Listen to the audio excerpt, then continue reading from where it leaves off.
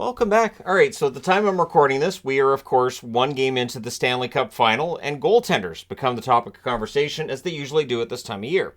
I wanted to look back on some goaltending performances of note, and I'm saying of note, there are definitely others people will mention that I could have thrown on the board. I had to be somewhat choosy, though, because I wanted to fit on one board. I didn't want it to get ridiculous, and I wanted to go through some runs that I remember. And some runs that were unexpected, and then we've got a Philly one here at the end. So before Flyers fans look at the 80s and say, hey, wait a minute, yeah, it's included at the end, because I think there's a whole other layer to what happened with the Philadelphia Flyers in the 80s with their goaltending.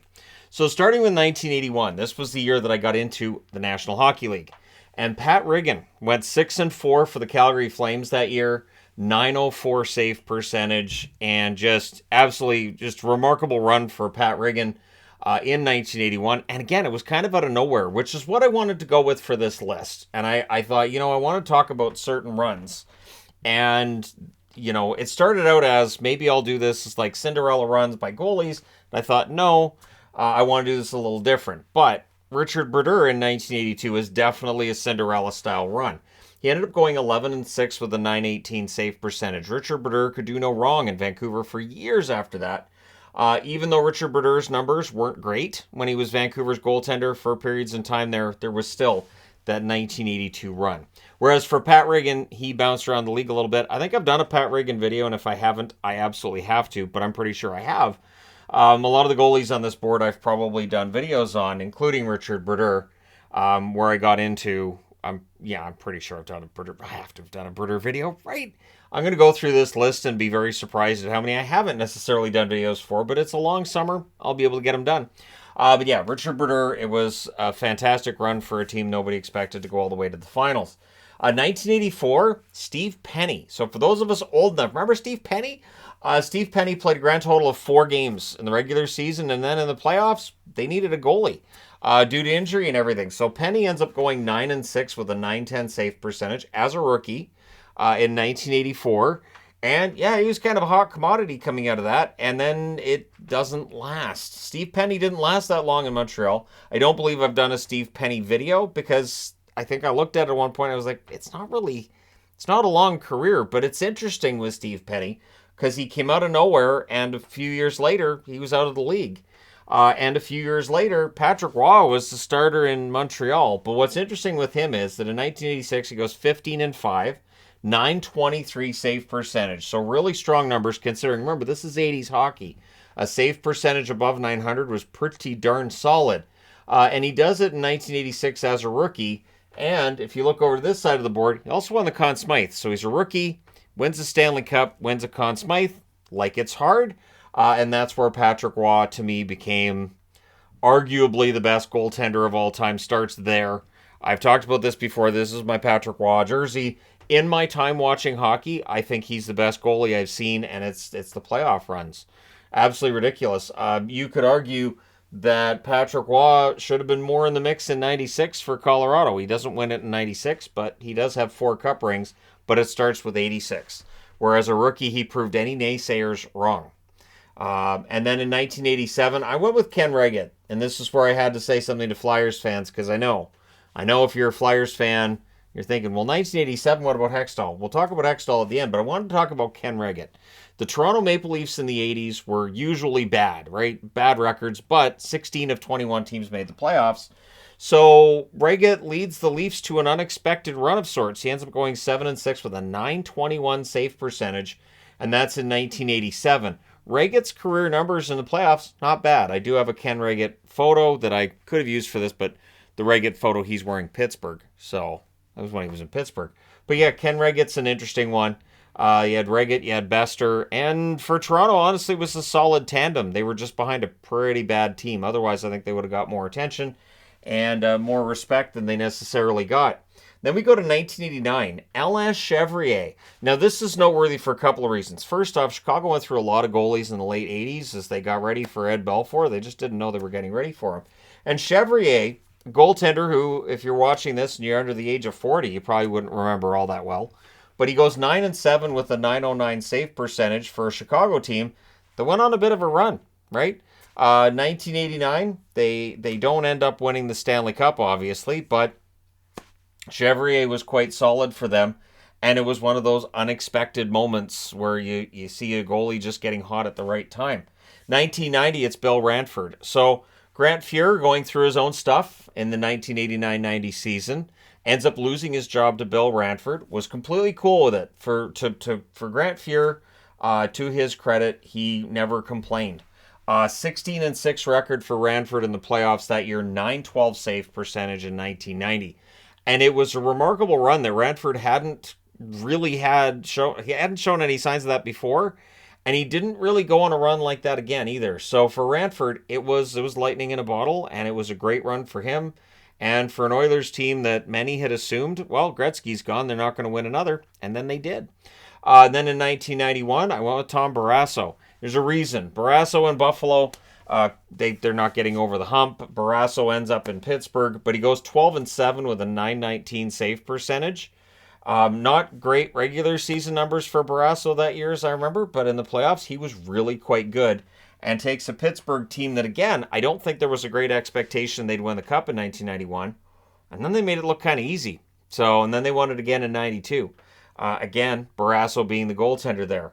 So now we fast forward to 1996, and John Van Beesbroek, that first year for Florida, 12-10 record, 932 save percentage. You can't say enough good things about the run that Van Beesbroek had that year. And then in the final, they ran into Colorado. Yeah, good luck there. They were a really no-nonsense team. Not really any stars on that Florida Panthers team, but yeah, really, really tough out, and they got some upsets along the way via John Van Beesbroek being a wall. And again, 96, you're getting into a period now where scoring's starting to come down, but it's not down as far as it would get later on. 1997, I want to talk about Mike Vernon. Mike Vernon goes 16-4, 927 save percentage for Detroit. So Detroit wins their first Stanley Cup in a very long time in 1997, and Vernon's numbers were fantastic. Now, at the time Vernon left Calgary, there were some Calgary fans that weren't big fans of Mike Vernon's, and it was not a pretty breakup between Vernon and the Calgary Flames.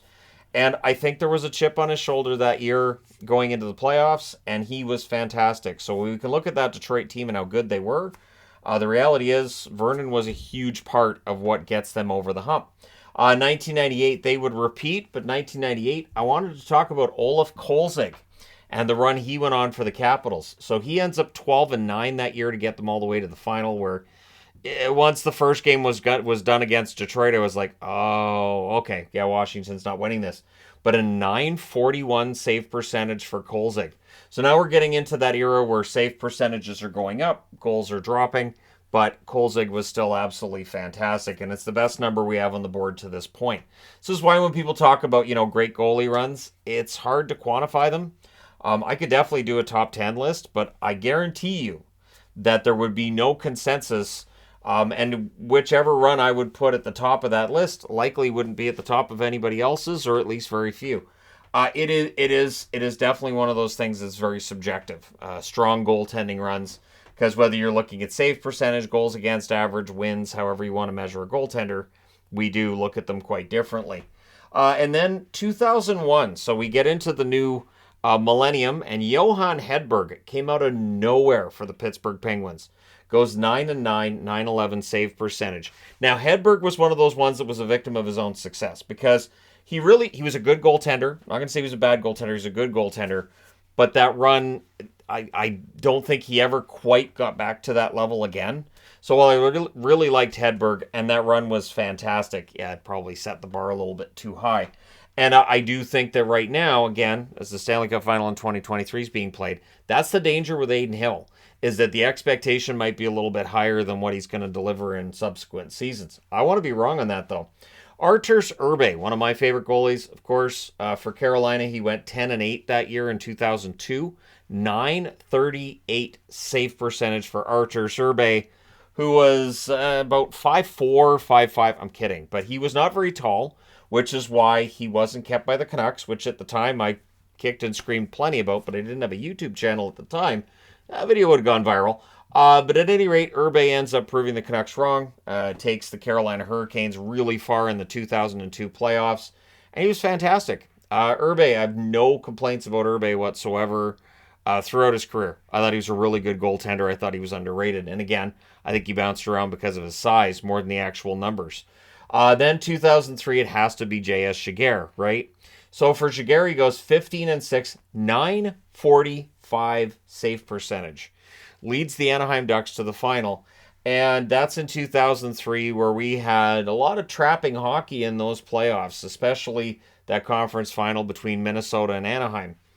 There was a lot of really slow games there. But then in the final, that was a 7-game series where the home team won all 7 games. New Jersey had home ice advantage. They win there. Brodeur is not on the board, but I do mention Brodeur over here, and we will get to Marty Brodeur. But yeah, Giguère was an absolutely remarkable run by him in 2003. It was kind of a shame he didn't win the Stanley Cup, but he would rectify that in 2007. 2004, I have to mention Mika Kiprusoff. So as I was putting this together, I almost missed Kiprusoff. I realized it was like, yeah, I've got to have Kiprusoff up there. If I'm going to have Pat Riggin on the board, you have to have Kiprusoff, who had a remarkable 03-04 season. Ends up going 15-11 with a 928 save percentage through those Stanley Cup playoffs for the Calgary Flames, and did everything he could to get them a Stanley Cup ring that year, which would have been their first since 1989, when Mike Vernon was their goaltender. So they get that close. They just don't end up getting that, but Kiprusoff, arguably the best year of his career that year, and he would play a ton for Calgary after that, and that was after being kind of dispatched by the San Jose Sharks because they had a lot of goalies, and they were really a goalie factory at that point. We don't see that as much right now in the NHL as we used to back then. The Capitals, the Flames are two the Capitals and the Sharks, I should say, are two that stand out as teams that just, had a lot of goalies in their system and ended up having to ship some of them off because you only have room for 2 goalies at the NHL level. 2006 has to be the Oilers. Dwayne Roloson, right? 12-5 before the injury in the final against Carolina. 927 save percentage. Now, I know there'll be Canes fans that say shouldn't have been Cam Ward. Again, for me, for this video, I was more impressed by the Roloson run than by Ward's. Ward ends up getting on the board here with the Conn Smythe, so that's his consolation, and it's a pretty darn good one. Not a lot of goalies with Conn Smythe trophies, but Cam Ward has that going for him, and Dwayne Roloson might have if he had stayed healthy in the final. If he'd played, maybe Edmonton ends up winning the series. And then Chris Osgood's on the board 2 years in a row. Chris Osgood is a goaltender that if you ask most fans from back then, it would have been, yeah, he was okay. He was all right. He won cups because Detroit kind of dragged him there. I will once again in this video say that's incorrect. He goes 14-4 in 2008. He goes 15-8 in 2009. So 2008 they won the cup, 2009 they didn't, but he had a 930 save percentage in 2008, a 926 save percentage in 2009. And by all metrics, Osgood was an excellent playoff goaltender. I have said for years, I think he belongs in the Hall of Fame. I don't think he gets there. I think if Chris Osgood was going to get into the Hockey Hall of Fame, it would have happened already. And I disagree with the reasoning behind not having him in there. According to most fans, it's, well, he was more of a passenger for those teams that won in Detroit. I would say no. Dominic Hasek gets hurt. Osgood goes in and plays really, really well. And so, to me, Chris Osgood, I think, deserves a little more respect than what he's had to this stage since his career's ended. And even when his career was going on, I didn't think he got the amount of respect he should have. And I know, he went to St. Louis, he went to the Islanders, it didn't work out. He goes back to Detroit, and it clicks. But I'm not going to get upset with him for going elsewhere and it not working. Sometimes a player just has a better run with one team than they have anywhere else. Osgood, absolutely fantastic goaltender. Jaro Halak, 2010, has to be Jaro Halak. 9-9 with a 923 save percentage. And I remember photoshopping up a wanted poster with Halak on there and saying wanted for theft. Because, yeah, it was theft. That game against, or that series against the Caps, poof. And just the fact that the Montreal Canadiens came in as a low seed and went on the run they did, it was fantastic. And I say that as something, I don't cheer for Montreal, but yeah, I had to give full credit to Halak, and I was rooting for him. Not necessarily for Montreal, but I was rooting for Halak. I was like, yeah. And he even gave Montreal pause about who to keep between Halak and Price, and when they decided on Price, there were plenty of fans who weren't happy at the time because Halak looked like the real deal. 2011, Tim Thomas. 16-9 with a 940 save percentage. I would say that the Thomas run, the Kolzig run, These are absolutely fantastic. The Van Beesbroek run, if I was doing a top 10 list, they'd be in there. And so would Patrick Roy in 1986 as a rookie. But for Tim Thomas, a veteran goaltender who Boston repeatedly seemed to want to get somebody else to be the starter. It was so baffling. Tim Thomas would go in and play well, have a good year, and then in the offseason, Boston, you'd find out, they're in the market for a goalie. They know Thomas did well, but they feel like they need a real true starter. I remember saying to myself, he is a true starter. He plays, what more do you want him to do? And so when he got the chance, 940 save percentage, 16-9 record. And at the time I thought, well, nobody's going to be better than Thomas was. Thomas, that's the best run I've ever seen by a goaltender in a Stanley Cup playoff. The following year, Jonathan Quick says, hold my beer, and goes 16-4 with a 946 save percentage in 2012, which to me, spoiler alert for if I ever do that top 10 list, the Jonathan Quick run, very likely number one on the board. Because, yeah, it came out of nowhere. The LA Kings were an 8th seed. They weren't expected to go to the Stanley Cup final. They were expected to be out in the first round when they played Vancouver. And then when they beat Vancouver, really all the laughter was just towards the Canucks for blowing it when they were the President's Trophy winner. But LA only lost 4 games that entire playoffs. Just absolutely incredible run. And, Quick, to me, that's where he becomes very likely Hall of Fame material before anything else had happened. So before the rest of his career, based on 2012, I'm like, yeah, he probably should be in the Hall of Fame. That was a great run. 2015, I went with Corey Crawford. Why? Well, see, in 2010, the goaltending for Chicago, Niemi was okay. He wasn't fantastic. He didn't have to be. That Chicago team, he didn't have to be. I thought Crawford was excellent in 2015 for the Chicago Blackhawks. Goes 13-6, 924 save percentage. There were a lot of questions about Crawford before that Stanley Cup win in 2015. There were questions about the Hawks and whether or not they were going to win one again, and then they did. So they get that 3rd Stanley Cup win in 6 years, and Crawford, I thought, had an incredible run. Again, much like Detroit with Osgood, you're in a situation where because it's such a stacked team, you may not give the credit to the goaltender that you should. And so I'm giving the credit to Crawford on this list. 2016, it's Matt Murray. For the Pittsburgh Penguins, Marc-Andre Fleury ends up getting hurt. You go with Murray instead. 15-6, 923 save percentage. And that's in 2016 as a rookie. And then he won a cup again in 2017 as a rookie. So that's very rare to have 2 cup rings before you lose your rookie status in the National Hockey League. And, of course, Matt Murray didn't have that 16th win because he wasn't the goalie that started those playoffs. And it was sort of a Hail Mary, we'll put this kid in and see what he can do. And he wins. Wins 15, loses 6. The 923 save percentage, not bad. 2017, where Pittsburgh won that second back-to-back. Who's too good right now? Pekka Rinne. So this is now 6 years ago. This is where people watching this channel go, it can't be that. Has it been that long? Yes, 6 years ago. Pekka Rinne goes 14-8, 930 save percentage in 2017. And yeah, absolutely incredible run by the Nashville Predators. And there was a feeling that, maybe they're going to knock off the Penguins, and then they didn't. The Penguins, especially at home, found a way to beat Rinne, which knocked his numbers down. His numbers going into the final were better than the 930 save percentage he ended up with. But still, he has to be on the board, just like Marc-Andre Fleury has to be on the board for 2018. Goes 13-7 with a 927 save percentage. So Pittsburgh wins back-to-back Stanley Cups. Fleury was a bigger part of the 2017 run than 2016. But it looked like he was winding down his career, and now he has to go to Las Vegas. An expansion team. And they coming out of that expansion draft, well, this team looks like a dog's breakfast. I can't believe Fleury has to finish his career there. Well, A, Fleury didn't finish his career there. He's not there now. And B, really, really good first year by Vegas. And Fleury had a fantastic run in the playoffs as well. So kind of came out of nowhere on that one, and it was a great part. It was really a big part of that great story. Of course, they had the chocolate Marc-Andre Fleury, which I missed by 1 day. I was 1 day away from seeing it. It's not like they're going to make it again because he's not in Vegas anymore. So, yep. It's not fair. Jordan Binnington goes 16-10 in 2019, 914 save percentage. The interesting thing is that's a lower save percentage than a lot of the other guys I put on the board. But really, when they needed a victory, Binnington was the guy.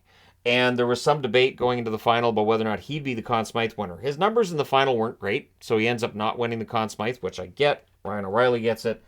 But does St. Louis make the playoffs if Binnington doesn't come in and take over the starter's net and go on that hot streak? I don't know. Definitely there was some correlation between them switching to Binnington and the team's fortunes turning around. So yeah, had to be on the board. Vasilevsky has to be on the board as well. Goes 16-7 in 2021 with a .937 save percentage. And it's noteworthy because, of course, Vasilevsky was on the Cup winner in 2020 with Tampa Bay.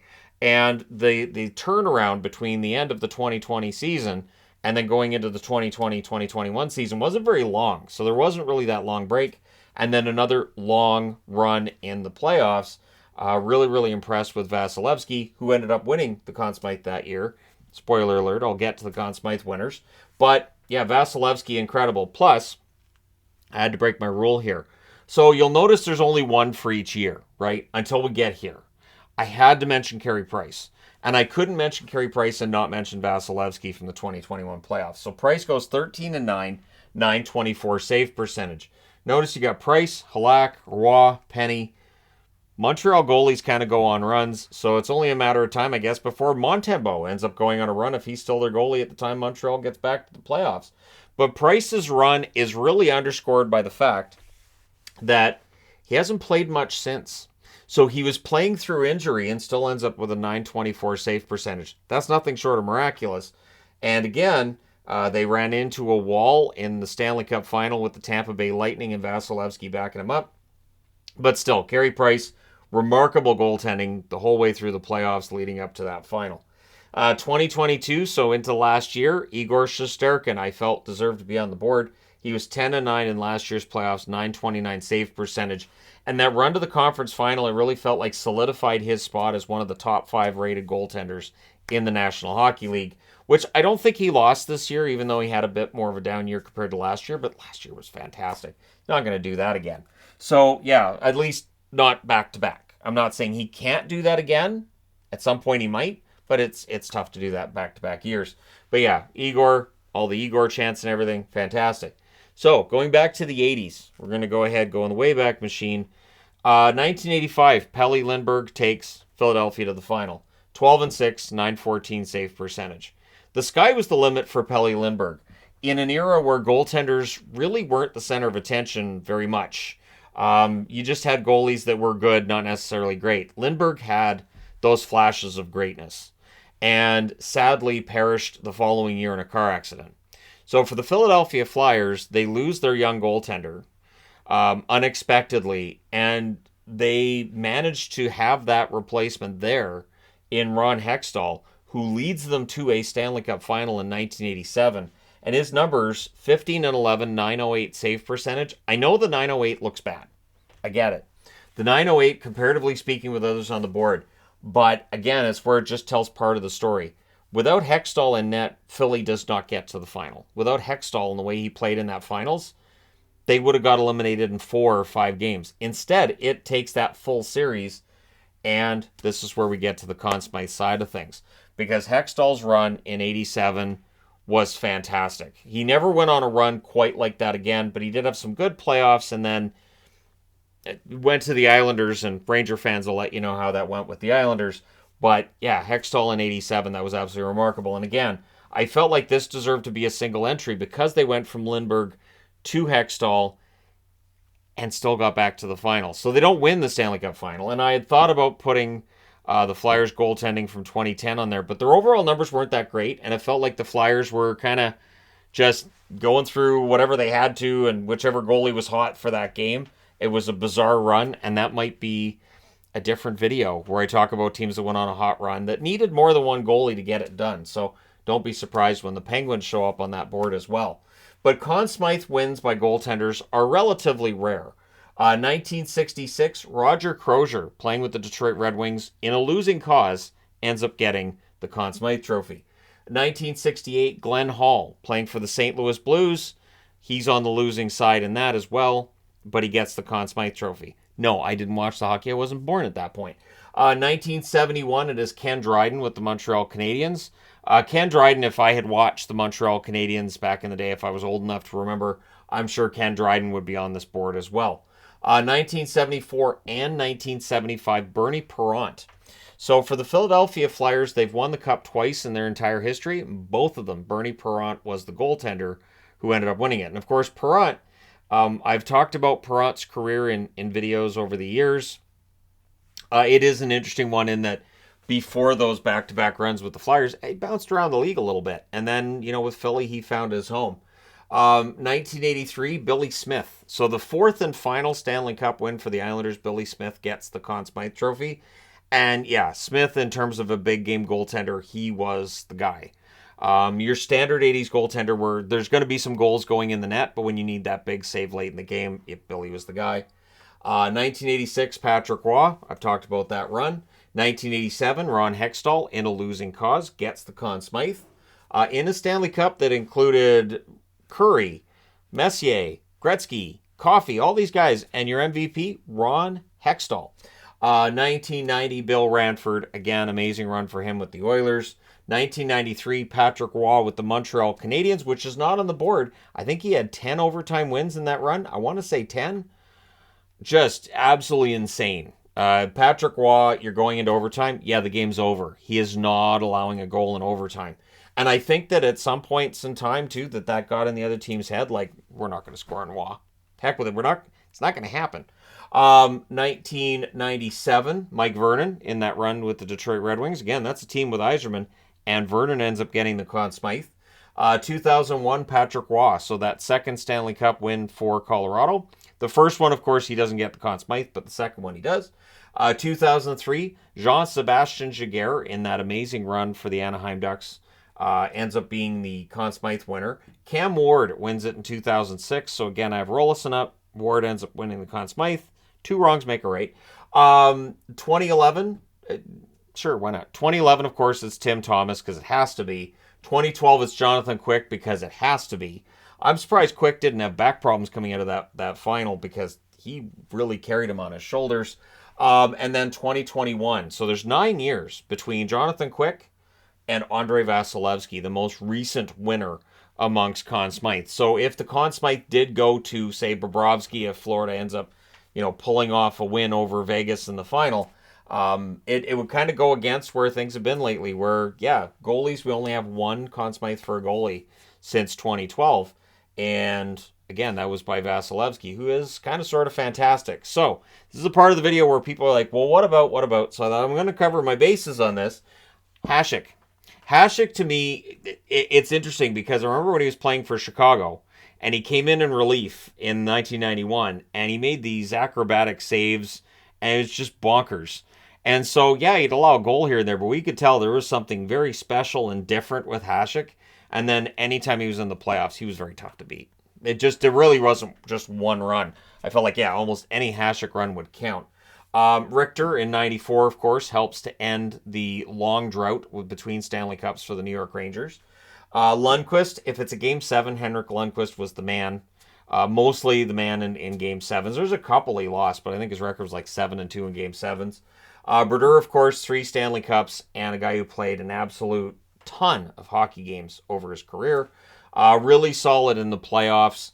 Doesn't end up winning a Conn Smythe. Never really had to steal it for New Jersey, but he also didn't lose it for New Jersey those 3 years either. And I don't mean that as an insult. We have seen goaltenders that after a series is done, you're like, man, he lost it right there. Never really saw that complaint with Brodeur. Kirk McLean in 94. I felt like, again, 94, I'm going to put both because both of those goaltenders had ridiculous runs. And Kirk McLean, just some of those saves. The overtime wins, 3 in a row against Calgary. It starts there, and then it's just fantastic from there. Sean Burke in 1988 with the New Jersey Devils. The Devils weren't expected to do much of anything in those playoffs, and he helped them get on a bit of a run there. So I thought that deserved an honorable mention, and because we're currently in the Stanley Cup final, both Bobrovsky on one side and Adin Hill on the other, I think have done really strong jobs. And if I was going to put one or the other on the board, I would probably put Adin Hill. especially in the event that Vegas does win this. Aiden Hill would then be on this board. Because to me, Bobrovsky's done runs like this before. In Columbus, he had really, really strong playoff that one year. And so, yeah. But anyways, let me know your thoughts. Which one did I miss? Let me know which one I missed in the comment section below. I'm sure there will be those that say, hey, what about this? And again, it's not meant as an insult or a slight to a goaltender that's not on the board. It's just, I thought, a fun video topic for today. Let me know your thoughts. Don't forget to hit like and subscribe if you're browsing your way through. You just happened upon this video. Thank you guys so much for watching, for all your support. And the reason that I start in 1981 is because that's when I really got into hockey and I was watching quite a bit. I even looked at the 1980 playoffs and the goalie stats and I was like, yeah, I really didn't watch that year. But 81 I did. So there you go. Thank you guys so much for all your support. I will talk to you again soon.